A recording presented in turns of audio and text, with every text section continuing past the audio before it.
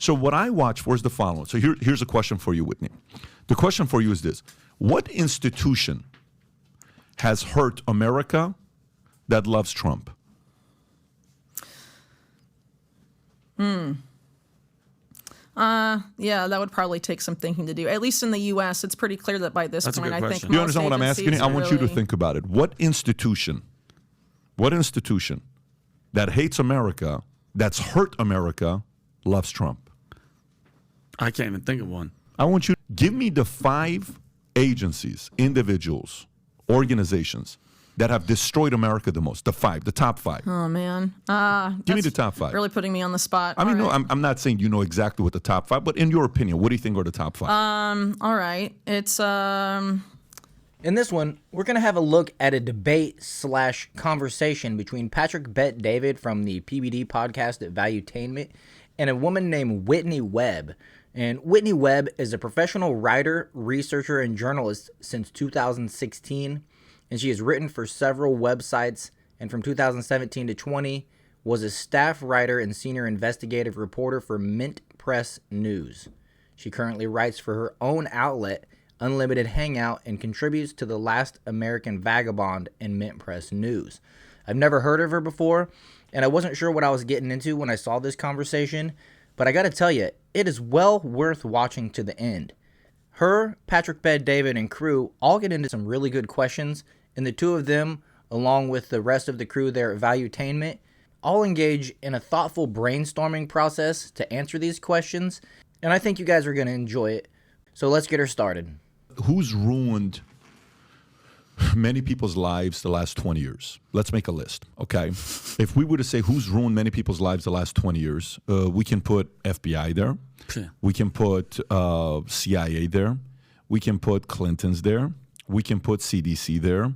We can put NIH there.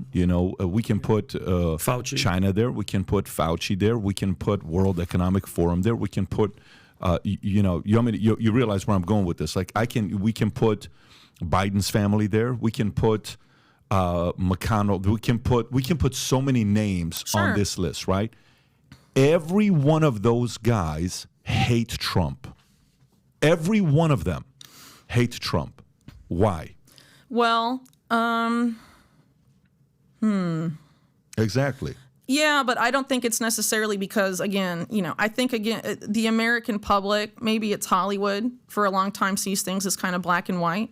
Oh, if, all the bad guys are against this guy, he must be good. I think the real world doesn't really function like that a lot. By the time you get to sort of rise to that level to an extent, you have to, have made deals in the past that aren't I don't necessarily, disagree. you know what I mean? I don't disagree. And like Trump's mentor, Roy Cohn, Yeah. insanely dirty. Of course. Insanely dirty, Yeah. And a lot of, the art of the deal, he learned that from Cohn, who, and Cohn had learned it from Generoso Pope, who was like this very close friend of Frank Costello and the guy that ran the cement industry, concrete industry in New York. But everybody it's dirty. That's what it's not dirty.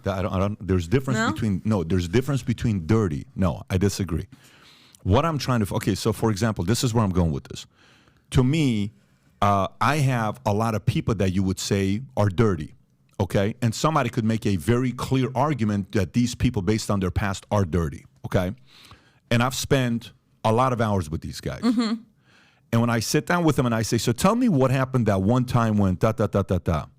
And let me tell you what happened. When we were in the room, Paul Castellano, he did this, and then all of a sudden, Gotti said this, and that, and I go, oh, wow, okay, got it. So, hey, when you were in this situation and this one guy that was robbing banks, we had him on the thing. I'm like, when you were doing this, and why did you do this? And how did the bank fall for this? And how were you able to do this? Okay, so how do we defend against that, right? So even right now, for example, one of the biggest reasons why Big Pharma is doing what it's doing and it's take advantage of people in America is because of the patent laws that we have.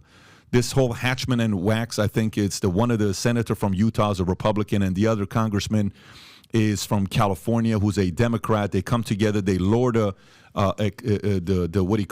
patent law to 14 years, and then in 1994 under Clinton they raised it to 20 years, and these insurance companies come out with medication and they can sell it for 20 years patent. Nobody else can compete with them, and the price point. One of the drugs we looked at, Vinny, the price point of what they sold, and then the year when, when the patent expired, within 3 years, the price of the medicine dropped 98.5%. Let me say this one more time. Wow. It went from $1,000 to $15, okay? Because now everybody could compete in the marketplace. It was generous. So you look at these laws, you're like, okay, so I can see why Big Pharma would negotiate and hire lobbyists to go in there to pass the law to extend the patent for 20 years and then figure out other ways. Some of them are extending them for another 29 years, 39 years.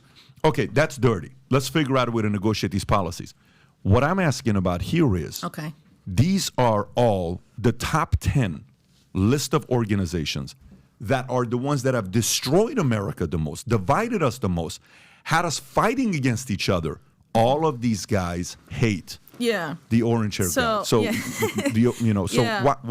why is that? Well, I think I guess I would say two things. In my opinion, I think more than anything else, these guys, more than they hate Trump, I think they hate Trump's base more than they hate Trump specifically.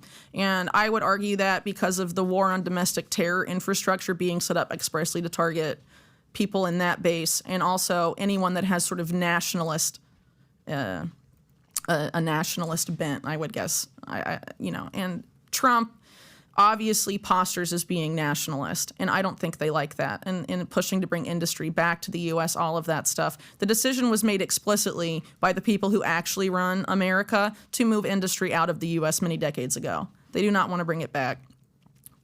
They don't. And I think if a lot of these people, like I mentioned earlier, have this goal of making this global economy, and a lot of that has since been wrapped into Agenda 2030 and the people actually developing those policies, I don't think they want a nationalist guy. There's an effort globally to really vilify nationalism. It doesn't matter if it's Trump. It's also Bolsonaro in Brazil or whatever. Sure. And I don't think you have to like them, but I think the reason they're so against them is because they want to vilify nationalism. I don't see. If I have to choose between nationalism and what's the opposite of nationalism? Globalism. Internationalism. Okay, globalism, exactly. International. Sure. If I have to choose between being proud of my heritage, my country, my land, and everybody else around the world, give me a good argument for that being a bad thing. It's about sovereignty, I think, though, at the end of the day. Because when you remove national sovereignty, then the people actually running the show are even more unaccountable. Yeah, so they'll use nationalism to link it to Germany. But again, so here's what I want. But that's what has been going on, right? It's bullshit, Trump though. is literally Hitler. Putin's literally Hitler. If people fall for it, they're naive. But let's kind of go to this.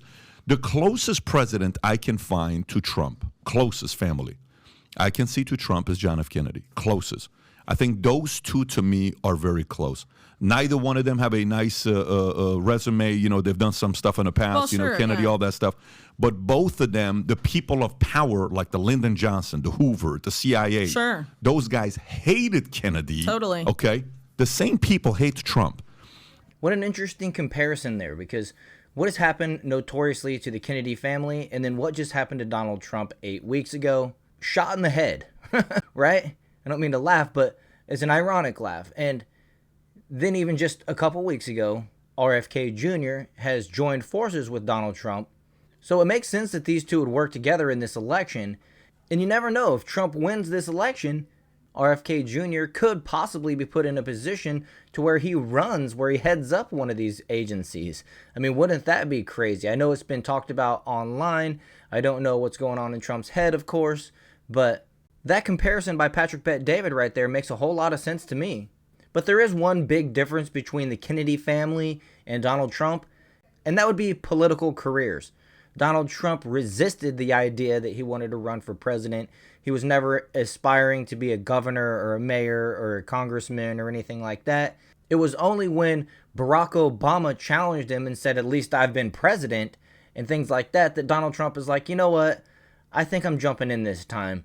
And as a businessman, ran to be president, not as a politician. Which is ironic because everybody wants to blame Donald Trump for everything that's gone bad in this country, when the people that currently and constantly oppose him are the ones that have been the lifelong politicians that have actually passed all these policies that have got us into the position that we're currently in. So let's continue. Trump and Kennedy politically, believe it or not, are more similar. But, Kennedy was a proud Second Amendment NRA member. Today, Kennedy is not a Democrat, but it's a hero to a lot of Democrats. Yeah. So what I watch for is the following. So here's a question for you, Whitney. The question for you is this. What institution has hurt America that loves Trump?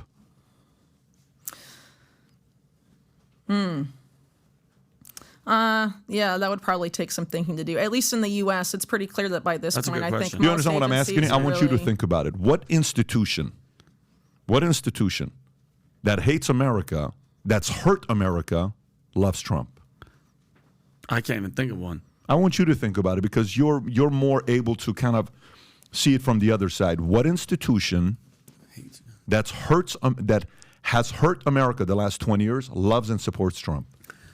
Not from that list that you said from the Fauci. Give me another one. Maybe I'm not thinking about anybody I can't even think of one. It's Well, a great question. I guess here's the thing that really concerns me about Trump as it relates to national sovereignty. Recently, he did an interview and he said something about Israel, about how Israel essentially, he said it, controls Congress and how he thought that was a good thing. Okay, so regardless of how you feel about Israel, Zionism, the U.S.-Israel relationship, I do not think it's a good sign to have your nationalist politicians say a foreign power rightfully, unduly influences our national Congress. But And if you look at the history, there are Israeli espionage operations that have happened. No question. Jonathan Pollard is probably the best well-known, where that gravely undermined U.S. national security. And But- I think those institutions support Trump, but they're not fair. necessarily I can give an American. argument to that, but give me one more. Go one more. Go two more. Go three more. Adam, you're here. What are you thinking? You're saying that institutions that Give me any institutions or individuals that have hurt America that love Trump. I'm actually curious. I don't know all the institutions. This isn't my world. I mean, from the FBI. This is you research. You've been following politics for a good 20 years. You're in it. What is Rob yourself? What institution? I'm actually curious right now.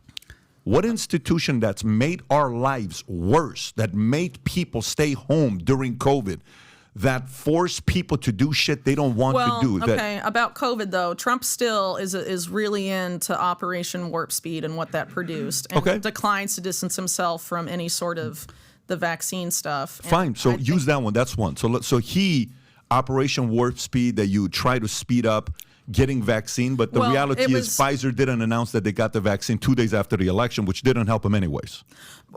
Yeah, but what I'm saying is I don't think that hurt Americans. It was not a good idea to put the military, specifically DARPA people, in charge of that, who have DARPA tends to have sort of this mad scientist view, and they have partnerships with people like Moderna, which also is partnered with the Bill and Melinda Gates I don't know Foundation. if they support Trump, though. I think they manipulated Trump into bullying him that's into possible, doing that. but I the don't thing think is, they Trump support but Trump still to this day supports that operation. the Warp Speed. Yeah, totally. I think he And takes credit for the But fact that then he you was have- able to get vaccines. but then you have Peter Navarro, right, Yeah. saying, "Oh, he was was just here on the yeah, podcast. so he was manipulated." So it's possible. Keep but, going. Okay, so that's one. Keep going. Give me a couple more. Well, okay, I'm not an expert on like Trump stuff necessarily, but I personally don't trust any politician, especially one that gets to that level. I do think, though, that it is important, in my opinion, to push for national sovereignty and things like that. What I mentioned with Israel, that does concern me, because Israel's foreign policy objectives or policy objectives as it relates to the United States do not always coincide with the American national interest. The Iraq War is a huge example of that. Netanyahu being like positive reverberations around the region. You had the Wexner Foundation, which was tied up with Israel at that time, Yeah. trying to develop talking points to push us into Iraq and all of this stuff. That cost American lives, cost American money, obviously, and all sorts, millions of innocent people dead in the Middle East, not in our national security interest. And you have a lot of, even the Trump White House, the FBI found stingray devices that were Israel's government spying on the Trump White House. Nothing was done. So this is the first time that I've heard that it was Israel's government spying on Donald Trump within the White House. I always thought the story was Barack Obama's administration was the one caught spying on Donald Trump in the White House. Maybe it was both. I don't know. Do you guys know? Let me know in the comments, because if this is true, this is insane.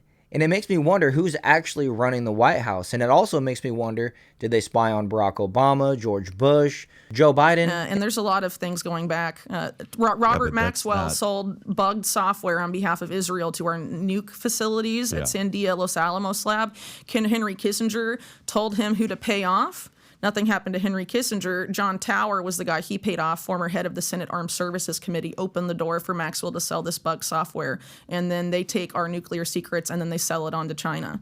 So that is a problem for me. I mean, you say that's one example, but I think that is a pretty significant example. And personally, I would challenge Trump on that when it comes to the America First stuff. But at the same time, when you're talking about the Republican Party, 1 out of 20 institutions you just mentioned. That's fine, but I think in terms of undermining the claim of America First, I think that is something that he definitely needs to address. What I like that you do, I'm not you. You're the pro here. You're in the world that you're in, that you go in and you find stuff, right? That's your job. You're very good at it. I would be very curious if you went and you investigated the one guy that was assassinated and the other guy that was character assassinated in ways no one's ever been character assassinated before. Why is that? Why are those two families feared as much as they were feared? Is it because they were doing so many side deals? I don't think so. No. So that's so what I'm trying to find out is, because think about this. Here's what we want to do. There's two ways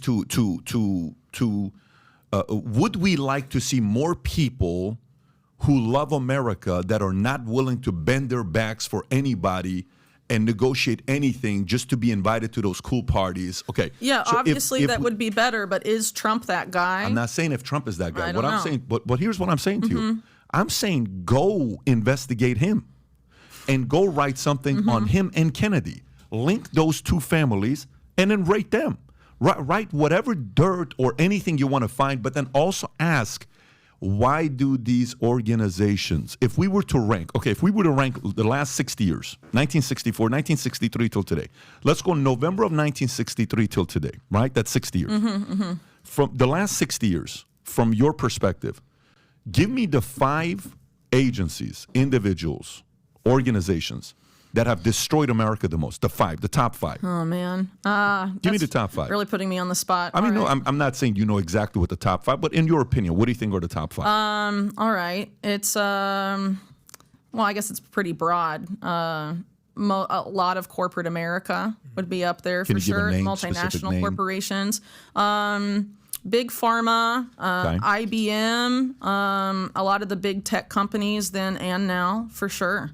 Okay, Big Pharma, IBM. Building this transnational power structure, ultimately, at the end of the day. I'd like to throw the Fed in there. Okay, if you don't mind. Federal Reserve? Yeah. Okay, game. Who else? Or you can just broaden that and make it banks, the big banks. Okay, Central banks are the biggest banks, commercial, right? corporate. Yeah. I got all that together. What else would you say? Definitely the CIA. Definitely the Department CIA. of Justice.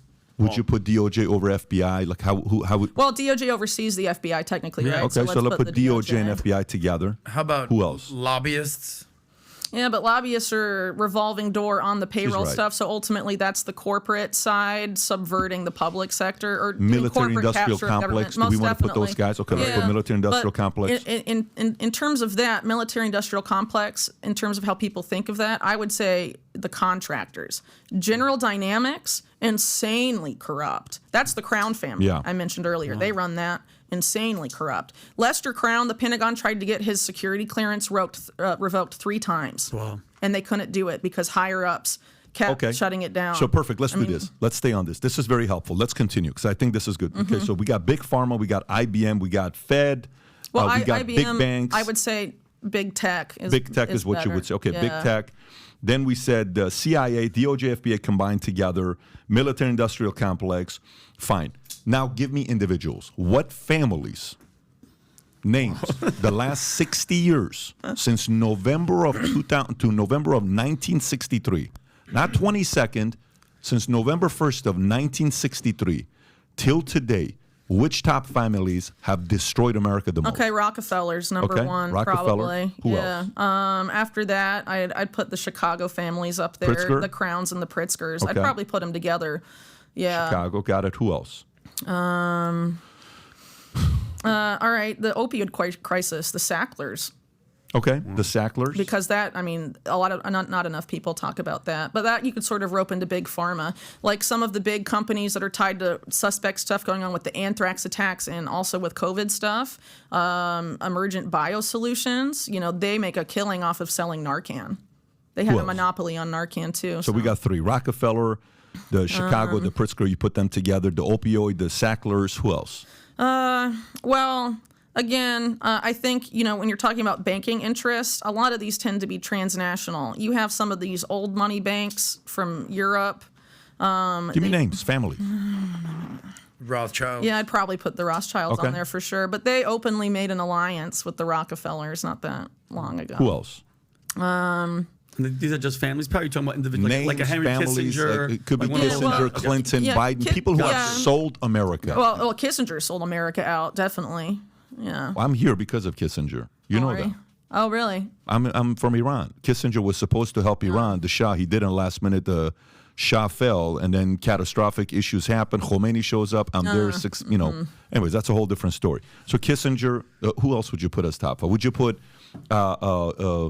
What other names do we want to say? Do we want to say Bushes? Johnson, Lyndon Johnson? Yeah, the Bushes, the Clintons, for Bushes. sure. But Can we I see them add as the Bush Bushes to this families. list? Yeah. Dulles? Dulles? Yeah, Alan Dulles. The Well, airport. or Sullivan and CIA. Cromwell, which is their law firm that they ran forever. That list is Yeah. that could be a huge list. Okay, so you don't have Clinton or Biden's here at all. You don't think they're that important. I would think the Clintons, Bushes, Bidens, Let's lump them in just so you put all of them together. Okay. Yeah, let's lump those they're demons. different sides of just the same crime family, especially the Bushes and the Clintons. Okay. There's too much weird stuff around them, especially when you look at things like Iran-Contra. Yeah. Like I mentioned earlier, Bush covered for Mark Middleton. They step in for each other when they need to. So here's my question. You yeah. ready? All right. So here we go.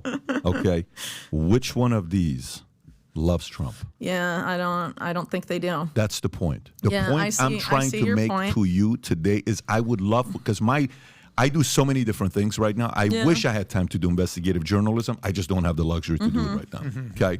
But that's why I love for somebody like you who, if this interests you and if you're inspired by it, go do those two families. Sure, but okay? I do think, if you're talking about Trump specifically, I do think he has some conflicts of interest and has for a long Sure. time. I don't disagree. Yeah, so, at the end of the day, if the issue is let's stop the vilification of nationalism, let's make moves to protect our national sovereignty, I think that has to be a mass movement from the American public.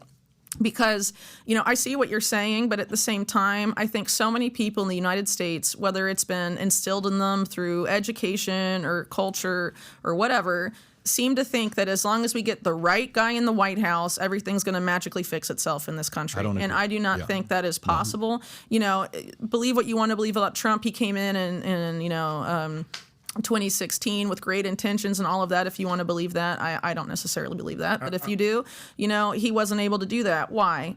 One guy can't fix it. Robert F. And that's a good opportunity for me to speak to her point there, that one man simply can't fix it. And that's why we need to make sure that Donald Trump, when he wins this year's election, is not handcuffed by the House of Representatives, Congress, or anybody else. And it's vital that we elect people in our local elections that are simply America first and that line up with our own ideology, the people that will make our lives better as individuals on a local level. And make sure that we don't elect people that are going to continue this woke DEI, CRT bullcrap who are simply not looking out for the American people. Fix it. Robert F. Kennedy Jr. running right now, he's obviously very different than a lot of these guys. Do you think if he got in, he could fix it all? I think the problem is so big at this point, and that so many of these institutions we've been naming off, it's the most powerful institutions in the U.S. government. They said before, like with Nixon and Watergate, oh, it's just, some rotten apples in the barrel, but keep the barrel. I'm telling you, the barrel is rotten. And the only way we can fix that in this country is that people have to realize that, and people have to start taking responsibility for their own lives. But what does that mean, though? That's a good motivational speech, but what does that mean? Here's what it means. So what do you need to be self-sufficient as a community, as an individual, as a family? Not relying on the government. But also multinational corporations, right? We have outsourced from our communities, from our country, almost everything we produce to foreign powers that don't like us. right? Or we're in, trillions of dollars in debt to our ostensible main enemy. So that I would argue that's because we have our government, corporations, but the American people have co-signed it because they've been told this is more convenient, this will be cheaper, blah, blah, blah, outsourced so much of what we need to survive as a people, as communities, as families, to people that don't like us. And that's not necessarily just China here, right? That's these corporations, these elite families that own most of corporate America and the banks and what have you. They don't like the little people. Okay, so I agree. I think the challenge is a couple different things. One is we think one person can save America. When is the next Kennedy? When is the next Reagan going to be here? It's us. I fully agree with It's you. us. I agree with you, but I think people like you are very important. I think we need to protect people like you. Oh, because I think people like you are a gem. We need more of you. It takes a lot of courage and sacrifice in your personal life to want to study these types of topics. This is not an easy job and profession you've chosen. I salute you for the job that you do. To me, it's a form of public service. And we're not paying taxes for a person like you. You're independent. You're doing this for us. We thank you for it. You're very important.